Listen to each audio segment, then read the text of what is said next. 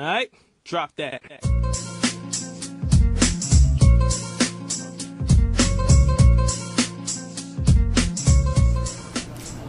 right, so I'm out here at FirstEnergy Park in Lakewood, speaking with Willie Carmona. And Willie, 11th round draft pick this year.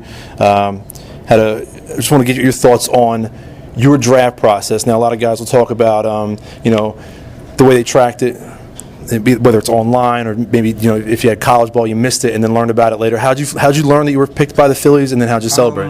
We were on our way to play. I think we were on our way to play a super regional against LSU, and the draft was going on while on the plane, and I was getting calls from my agent and our scouts just before I got on the plane, and then I was on the plane, and then all of a sudden we landed, and I got calls, and they told me I got drafted, and it was a shock because no one knew what was going on. Yeah. At the same time, I think two other of my teammates got drafted in the same round, so we all learned literally 5 minutes apart, and it was great.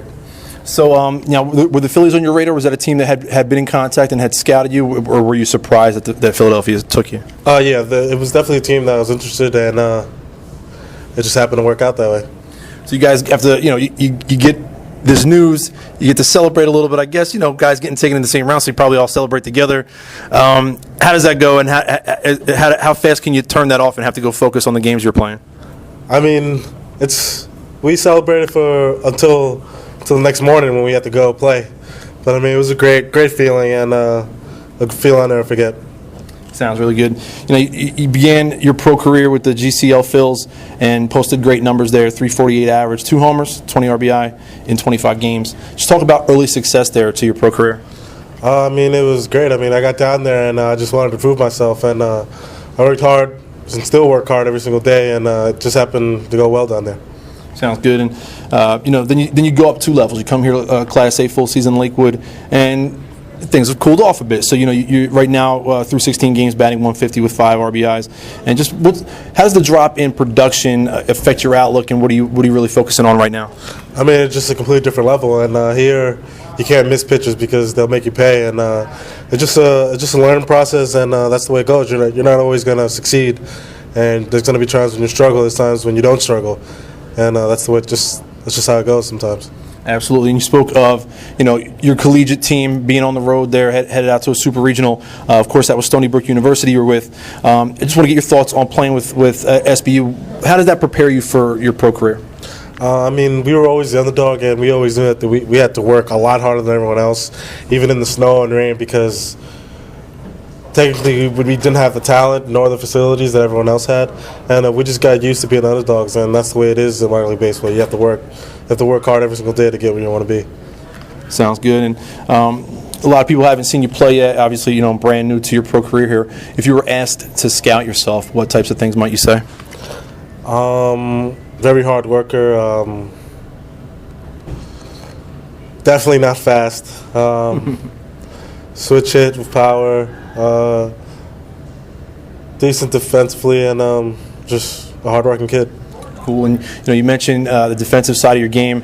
Played some first, you played some third, reserved to DH at times. You haven't played third base since joining the club here. You got a guy in the way, unfortunately for that, in Miguel Franco. Do you have a preference for position or anything like that? My whole life I've only played third, so right now first is pretty new, but I'm getting used to it, and we'll see what happens down the road. Okay. And read some stuff about you online, catching up on some biographical info. I learned that you're a Philadelphia Eagles fan. Yeah. Just talk about that. You get drafted by the Phillies. Is that kind of comfortable? Give you a little bit of a tie to the city at least? Yeah, it's pretty cool. I've been an Eagles fan since I can remember. Past the McNabb days, past the Westbrook days, and when they picked me, I was like, wow, it's a good thing I'm an Eagles fan. Imagine if I was a Jets fan. That's cool. Now, how did you get into being an Eagles fan? As a kid, I think I watched a couple games, and I just loved the way they play and the aggressiveness, so I just fell in love with them. All right, sounds good. And, just speaking of coming up watching sports, if you had the opportunity to speak to youngsters, that might be teenagers hoping to play baseball beyond high school, whether it's college or professional, what type of advice might you give to kids that age? I'm telling them that it's not easy, and you really have to love this game, because sometimes it gets really, really hard to keep pushing forward, but if you love and this is what you want to do, you just keep going with it. Great stuff. And then last thing before I let you go, thank you so much for the time. I really appreciate it. trying to get to know you a little bit, trying to let the people get to know you a little bit. What's your favorite baseball movie and why? I gotta say Sandlot. Yeah. It's my favorite movie. I mean, watching it as a kid, it always got me excited, and I would play it over and over and over again. So, I mean, that's definitely my favorite one. Sounds really good, man. Thank you so much for your time. Good luck No to you. problem. Appreciate it. Thank you. All right.